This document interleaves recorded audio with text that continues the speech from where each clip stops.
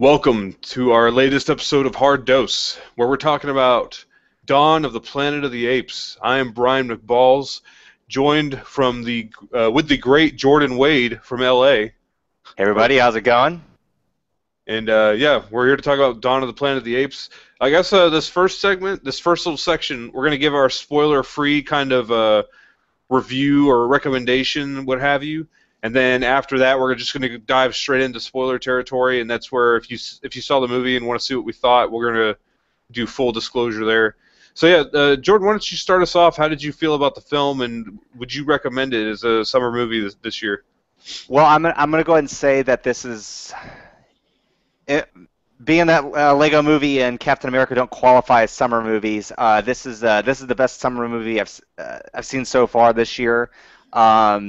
It's as good, if not better, than Rise of the Planet of the Apes. And there's action, there's emotion, there's strong acting, strong directing, some cool sequences that you're not going to see in other films. And I say you have to see this. Even if maybe you didn't see, I would suggest go back and watch and Rise. But if you haven't, I feel that the film catches you up pretty quickly in the first few sequences without sitting there and just kind of explaining everything. So it's definitely worth seeing. You have to see it on the big screen. Yeah, it's. I agree with everything you said there. To me, it is the strongest summer blockbuster movie because it's a summer blockbuster movie where it is a pretty decent script. There's no like obvious huge plot holes or you're not left feeling empty. Like it's not like Transformers or something where you just watch bright explosions on the screen. So. Overall, if you loved Rise, I say definitely see Dawn. It's definitely worth it. Everything's great. I don't know. I really have very little negative things to say about this movie. I think if you're into sci-fi and you're into movies with a lot of suspense and tension, definitely check this out. And did you have any other remarks you wanted to put on the spoiler-free side, Jordan? No, I think I'm ready to go into spoiler territory. Okay, so yeah, we're both giving this a pretty strong recommendation, especially if you're into summer sci-fi. And yeah, we're gonna go straight into spoiler territory now. So if you have not seen either of the two movies, I would go ahead and back out now. But yeah, I mean, where should we start with this one? Well, I'm gonna go ahead and start from the beginning of the film. That opening sequence in the beginning with the credits, I thought that was great. I was a little worried going in that they're gonna sit there and do this long exposition about what happened in the first film, and they didn't. They didn't. But I also feel like if you hadn't, like as I said in non-spoiler area, I felt they did a good job in kind of summing up what has happened. We knew it was a virus that spread around and stuff like that.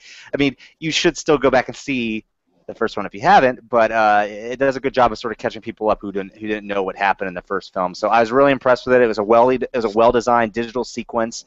It was a feast of the eyes, and then we jump immediately into where we're at 10 years after the first film, and I love that the monkeys weren't just talking in full conversation, because it's only been a decade. The species wasn't born to speak with their vocal cords and words and stuff like that, so they're using sign language. And anytime they do talk, it's straining, but they only do it in important parts, and they really don't talk all that for important things, and they don't really talk a whole lot in the first, just a lot of sign language, and I thought that was pretty cool. Yeah, it's a good transition. One thing I need to note about this: when I saw Rise, I watched it on Blu-ray with one of my friends at the time, and we watched the movie, and I really liked it. But this is funny that when the credits start on Rise, at the end of the movie, it goes to black, and you see the credits, and it doesn't show you that whole plane sequence where it shows the virus. Do you remember that at the end of the first movie?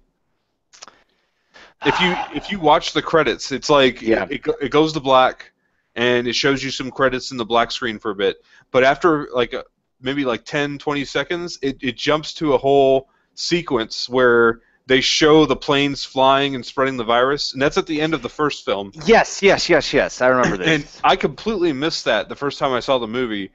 So yeah, I saw it again and I caught it, but I thought that was very interesting that you could technically, I don't know. It's almost as if you don't have to see the first movie to really connect with this franchise almost. Sure, Caesar is there, and there's a few other maybe recurring ape characters. I recommend definitely. It's meant to be viewed as a series, but I think it's interesting that someone could probably go into this not seeing the first one at all and totally get it. Yeah, yeah. But yeah, I mean, what I liked about the film overall was, like I said, you have this atmosphere that's in this film where it's constant tension. And I like that it's told from a point of view where you see the ape side and the human side, and not one side is. No one's shown as like the bad guy. They're both seen. You sympathize with both groups and you understand both groups, and that's what I really like at the core of the story. It's about two groups of people who could really get along and help each other, but because they have a few bad apples, or some people who are trying to sow discontent between them, that's what ultimately drives a stake between them. And so, yeah, I mean, I always, throughout the whole film, it feels like there's a lot of tension. Like at any moment, like someone's going to do something offensive to set the apes off, or an Koba is going to attack a human, whatever. It felt very. It kept me very interested at all times. There was not a dull point in the movie where I'm just like, ready to turn it off or go to sleep or something. Yeah, no, and yeah, it was good. They could have fell into the tropes of a stereotypical character, stuff like this, like a human that wants to wipe out all the apes and stuff like that. I mean, there was one of those, but I was in the marketing and stuff like that. I sort of had this fear that Gary Oldman would be, because being that he's Gary Oldman, you sort of expected him to become like this, like a human warlord or something like that, And that doesn't happen, and I was really impressed by that, because I'm like, you could have gone to that territory and seen that play out like we've seen so many times before. But he was sort of in the middle ground too, He was just looking out what's the best for the survival of the human race. That's all he cared about. They wanted to start the dam up so they can get power, and that's it. If it meant having to kill monkeys to get there, he said he'd have to do that. But that wasn't like the first thing. It was like, no, we have to wipe them out. We got to get rid of them. We have to do this. It was more of a defensive standpoint. Like, if we have to take these steps and these measures, we will have to do it. So. Yeah, it was nice to see that the apes haven't turned totally anti-human, that the humans haven't been, and the humans couldn't be anti-ape initially, because we find that in the 10 years since the first film, there are humans that don't even realize that the apes are in fact as smart. There's rumors of them being able to talk and stuff like that. And that sequence when Caesar rides up for the first time to the human city and he speaks, like, it brought chills down my spine. I've heard Caesar talk before. I've heard Caesar yell before. In fact, you hear him yell earlier in the movie. You hear him yell no to the humans, but when he starts talking, it was like this presence, and I just had the tingles down my neck and stuff like that. And it was a really cool. There were lots of cool moments like that, and like you said, the tension in the film allows these sequences to occur and to have a lot of weight. So that's just great direction and great writing. Yeah. We'll go briefly to talk about. Let's talk about little things that kind of bothered us, or that we didn't thought could have been done better.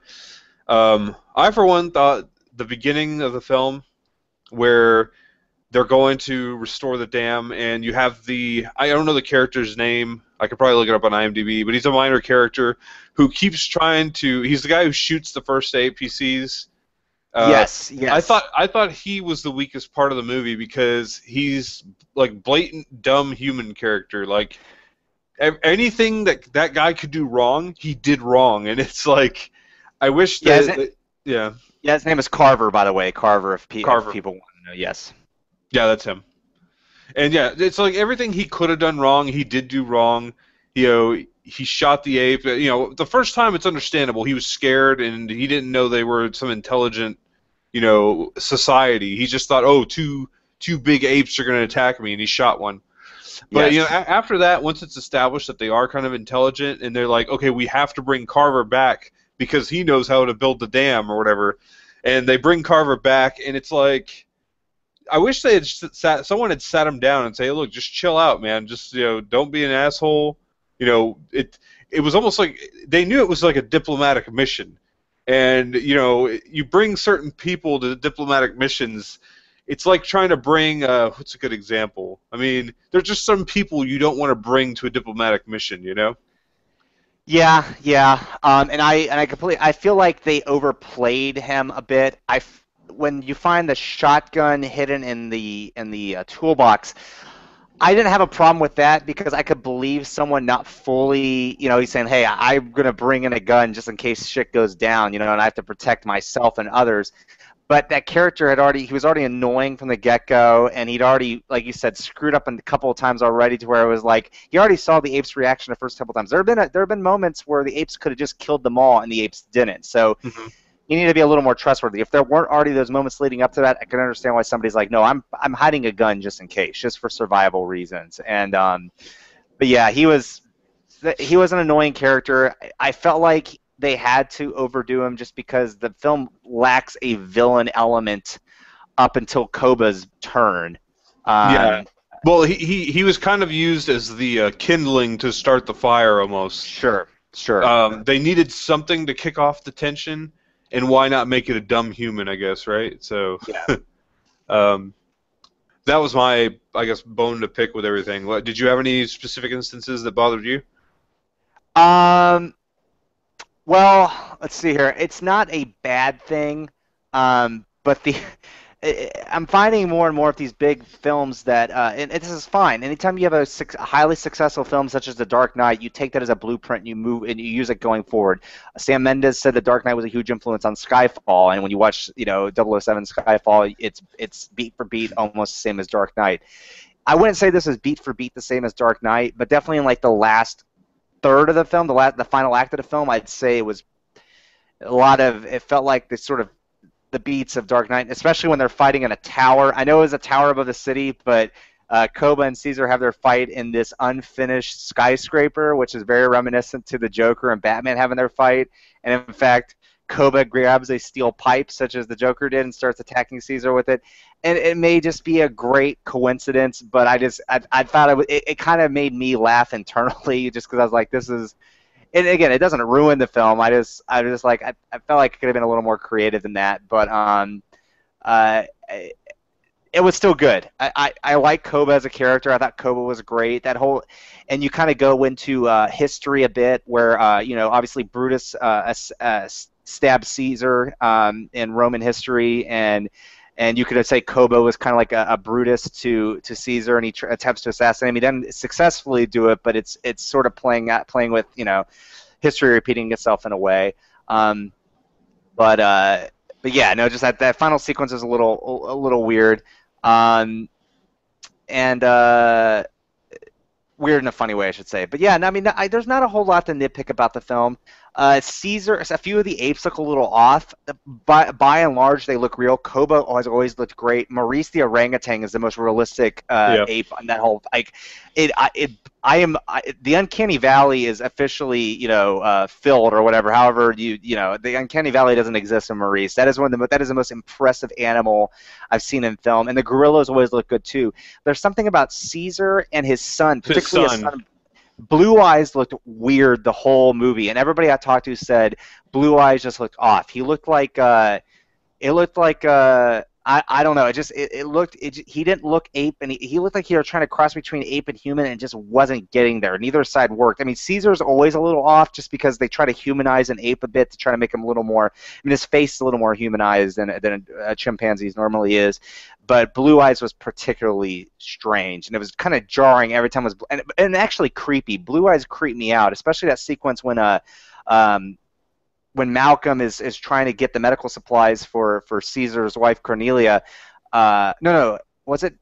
No, it wasn't for. I forget what the final. Why would he have to? Oh, for Caesar. He was getting the medical supplies for Caesar. And Blue Eyes is walking down that hallway with the rifle. Blue Eyes creeped me out, and I knew he wasn't going to kill Malcolm, but he creeped me out. Like there's just something creepy about Blue Eyes. So that was. They're not quite. They're. It's dangerously close to the real thing, but there's still some weird instances in that film. Yeah, there are definitely some weird things, and Blue Eyes was the one that stood out most to me too. But yeah, overall, I think they're really well done. I think it's interesting that a CG character can like almost completely carry the movie. Like Caesar carried a good portion of the first movie, and at least half of this one. So I think it's really good that we've come to that point where we can use CGI so convincingly at this point. Yeah. Um, I guess another point I want to touch on that I really liked. I kind of like how when the film came to an end, um, I was kind of afraid they were going to come up with some happy ending where it's like, okay, Koba's dead, let's all rejoice and live together, and then like they had a more realistic take on the ending where it's like, sure, Caesar and Malcolm, they both had great intentions, and their alliance definitely could have worked. But it's a bittersweet ending that the way they part, it's like, he's like, you're a good man or whatever. They both admire and like each other, but because of what has happened between their two people, they can't coexist at that point. Like, there's already been a war between them. There's bloodshed on both sides, and I enjoyed the parting. It was really like bittersweet, and I liked that Caesar took responsibility for the actions of Koba. Like it wasn't like He's Koba. not. He's nothing like me. Yeah. I don't. No. Yeah. He didn't try and write him off like Koba bad ape, we all good. Like, and then Yeah. they'd give a big group hug, and that's the end of the movie or something. Like, I'm glad they didn't go that route, but obviously this is leading towards the next film where we're probably going to have an inevitable maybe military humans versus ape war or something. I don't know. Or maybe. See, that's what I don't know how far they're going to look ahead in scope.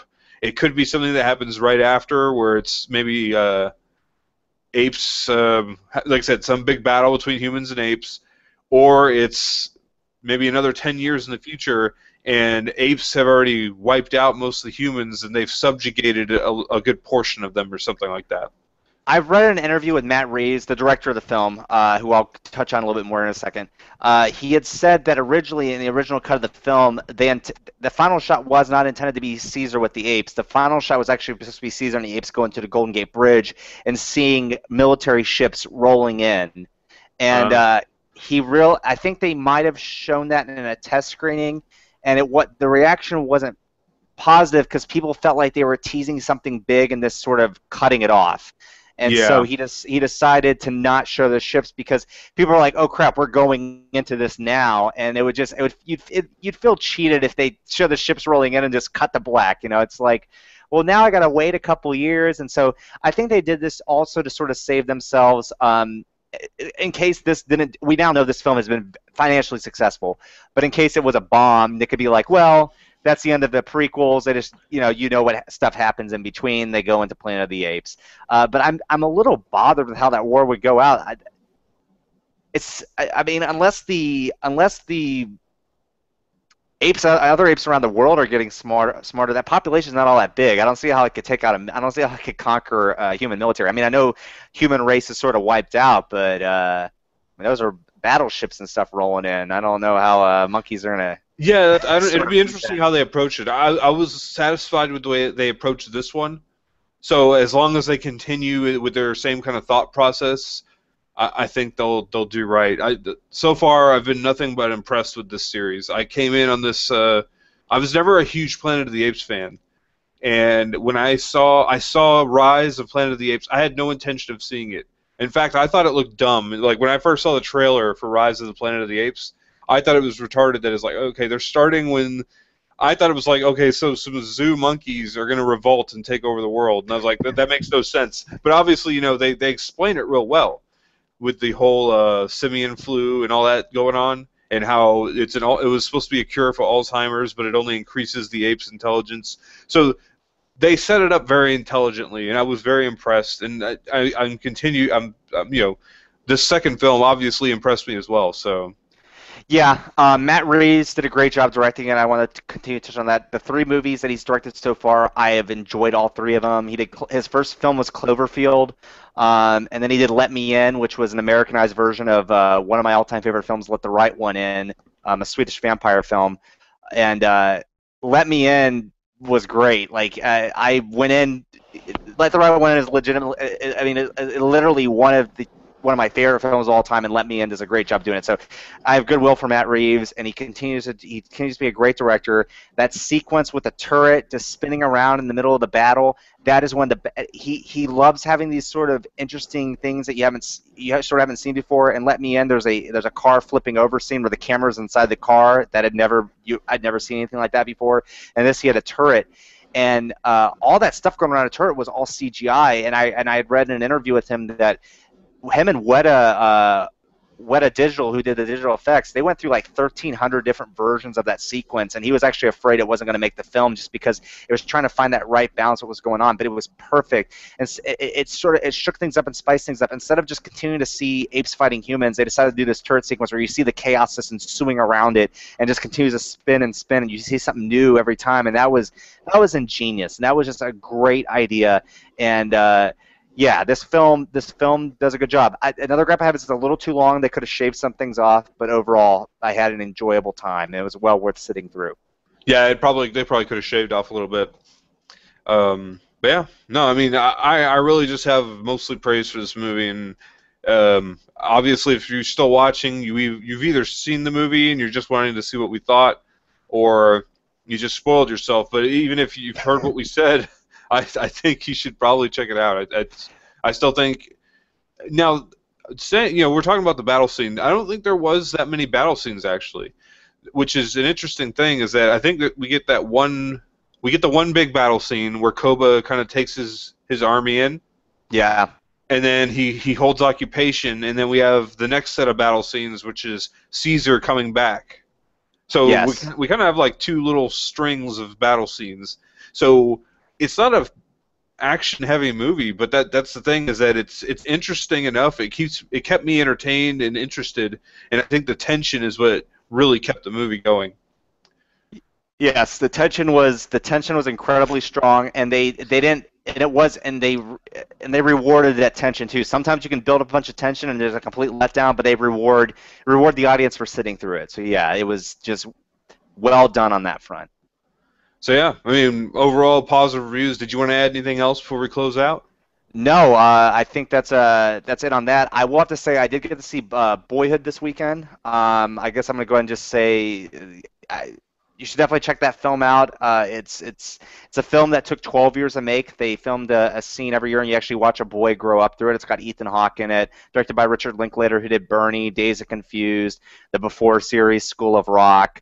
A ton of other films. A Houston-born director, so I have some allegiance to that, and he's based in Austin. But yeah, check out Boyhood. And Brian, I hope that eventually you could check that out. Maybe we can do a discussion on that, as that would be fun as well. It's definitely on my list. I want to see that, Snowpiercer.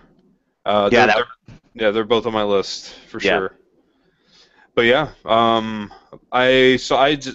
briefly I saw 22 Jump Street recently. All right. What'd you think? It was entertaining. I mean, funny movie. I think the first one's probably better. I would say. I would agree. I feel like the first half of 22 Jump Street's a little slow. I think there's some funny moments, but it's not until the second half when they just kind of say, "Screw it, we're just going to go all out and just go haywire," that it gets really fun. It's when the movie is self-referential and just understands that it's just a giant comedy that it really shines. It's when it starts trying to tell a love story and stuff like that it gets lost. But yeah, the whole point of them just being like totally meta, and they're just like, this is what we did last time. We'll just do that again, and then they're definitely like breaking the fourth wall and stuff. It's pretty funny. Yeah, and it's a great comedy team. I don't know if we're going to see any more of those films, but I would like to see those two get back together again. Channing Tatum and Jonah Hill. They have great chemistry. They just work really well together. Yeah, they do. So yeah, that's it for us this week. I wanted to make a note. I was sick last week. I actually still am a little sick. I don't know if you could tell, but we had to reschedule last week. I couldn't do it, so we should be back next week. We haven't picked a film yet, but we'll definitely either take a viewer request or hopefully I'll see Boyhood. Is that what it's called? Yeah, Boyhood. That would be a fun discussion. Yeah, hopefully I'll see that this week, and then we can talk about that. All right. So this is Brian McBalls and Jordan Wade, and if you guys like what you saw, please feel free to follow us. We're both on Twitter. I'm at McBalls, and he's at JJ Wade. Visit us at altness.com, and all of our video content's there. And so we hope to see you guys back next week. Until then, have a good one. Take care.